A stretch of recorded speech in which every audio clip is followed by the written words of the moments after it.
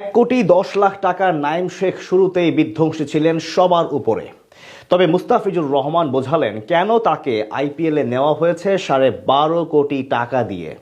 দুর্দান্ত master plan সাজিয়ে out করলেন বিপিএল এর সর্বোচ্চ দামি ব্যাটারকে।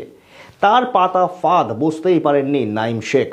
মুস্তাফিজুর রহমানের সেই মাস্টার প্ল্যান নিয়ে বাকিটা জানবো রিপোর্টে। তো আইএল টি-20-তে দারুণ পারফরমেন্স করা মুস্তাফিজুর রহমান বিপিএল খেলতে এসে প্রথম ম্যাচেই প্রমাণ করলেন কেন তিনি বিশ্বের সেরা বামহাতি পেসার, কেন তাকে দলে ভেড়াতে ফ্র্যাঞ্চাইজিগুলোর এত আগ্রহ। সর্বশেষ আইএল টি-20-তে দুবাই ক্যাপিটালসের জার্সিতে মাত্র 8 ম্যাচ খেলে 15 উইকেট নেওয়ার পর বিপিএল খেলতে আসেন দ্য ফিজ। রংপুর রাইডার্সের জার্সিতে মাঠে নামেন মুস্তাফিজুর রহমান। চট্টগ্রাম রয়্যালসের বিপক্ষে প্রথম ম্যাচ দিয়ে এবারের আসর শুরু করে লিটন চৌহানরা, আর সেখানে বল হাতে নিজের ভেলকি দেখান মুস্তাফিজুর রহমান। নাইম শেখকে আউট করেন দারুণ বুদ্ধিমত্তা কাজে লাগিয়ে।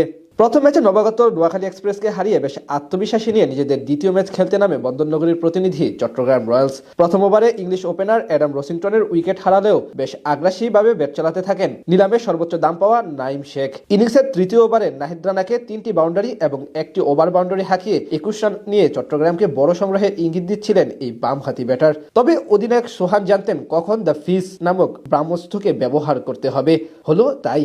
পঞ্চম ওভারে বল হাতে আসেন দুনিয়া কাঁপানো বামহাতি পেসার মুস্তাফিজুর রহমান। 16 বলে 35 রান করা নাইম শেখ তখনও বেশ আত্মবিশ্বাসের সঙ্গে ব্যাটিং চালিয়ে যাচ্ছিলেন। তবে সেই আত্মবিশ্বাসে জল ঢেলে দেন দেশসেরা এই পেসার। ওভারের পঞ্চম বলটি মুস্তাফিজুর রহমান শর্ট অফ লেন্থের অফ কাটা ডেলিভারিতে পরাস্ত করে ফেলেন চট্টগ্রামের সবচেয়ে দামি ব্যাটারকে।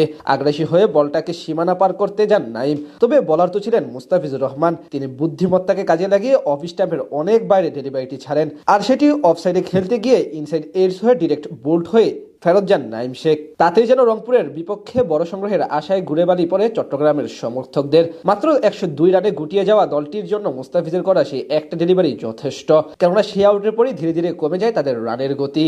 এটাই প্রমাণ করে কেন সবার চেয়ে আলাদা সাতক্ষীরা এক্সপ্রেস। উঠতে থাকা যে কোনো দামি ব্যাটারকে নিজের ফাঁদে ফেলে সেই দলকে দুমড়ে মুচড়ে ফেলতে যেন একাই যথেষ্ট বাংলার কাটার মাস্টার। ইতিমধ্যে বিপিএল এর মঞ্চে 5টি আলাদা আলাদা ফ্র্যাঞ্চাইজির হয়ে খেলে ফেলেছেন এই বামহাতি পেসার। তুলে নিয়েছেন 100টিরও বেশি উইকেট।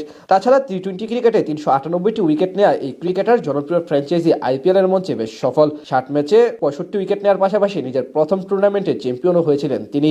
সেই ধারাবাহিকতায় আসন্ন টুর্নামেন্টে তাকে নিয়ে বেশ কারাকারি হয়েছিল আইপিএল নিলাম টেবিলে। শেষ পর্যন্ত 12.5 কোটি টাকায় তাকে দলে ভেড়ায় আইপিএল ইতিহাসের অন্যতম সফল দল কলকাতা নাইট রাইডার্স। বিপিএল এর প্রথম ম্যাচে নিজের অনন্যতার স্বাক্ষর দিয়ে টুর্নামেন্ট শুরু করেন দ্য ফিস। 3 ওভারে 19 রান দিয়ে 2 উইকেট নিয়ে যে অবদান রেখেছেন মিস্টার কাটার মাস্টার, তাতেই যেন রাইডার্সের জয় অনেকটা নিশ্চিত হয়ে গিয়েছিল।